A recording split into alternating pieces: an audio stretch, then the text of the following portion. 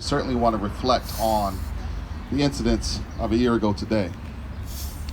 From 1920 until 1938, every time they heard the news of a lynching, the staff of the NAACP would hang out of their window in their Fifth Avenue offices in New York City a flag which reads, "A man was lynched today." That was over 100 years ago that practice began.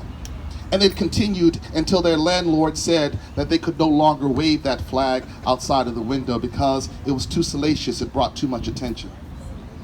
Here we are 100 years later, having some of these same conversations. 100 years later, we're dealing with some of the same issues. And as we gather here in this place tonight, it's not that these incidents are new, the things that we have heard or experienced through George Floyd or the many others or the nameless black and brown men and women who have died. But we're part of a tradition, a legacy. We're the warriors that shouldn't be fighting this battle because it's been going on for over 100 years. So tonight, as we gather here in beautiful downtown Ann Arbor, a city that has its own challenges.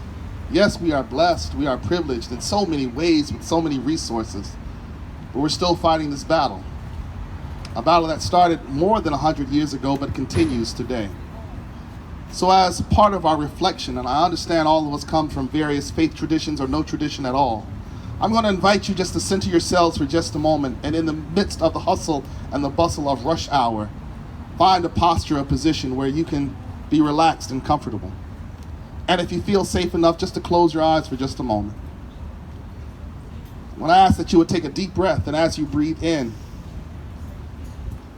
remember the lives that were lost, the countless lives that were lost, men and women that were lynched. As you breathe in yet again, the mothers and fathers who have lost children, the sons and daughters who have lost parents.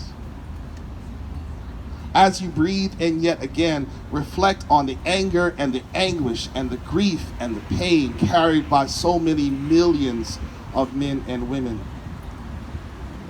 As you breathe in yet again, realize your responsibility, our responsibility, regardless of our color, our creed, our nationality, our ethnicity, our religious affiliation, our preference, our persuasion, that we all are part of this battle, that we all are part of this fight. And as you breathe in one last time, as part of this reflection, be filled with the optimism and the hope that days like today bring. That while we have lost our brother, our friend in George Floyd, and so many others,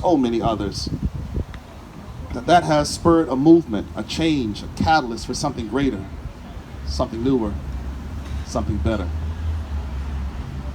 Hopefully we'll move to the day that we're no longer waving those flags, no longer having these gatherings, no longer in this place of pain, but rather moving toward a place of peace. Amen and amen.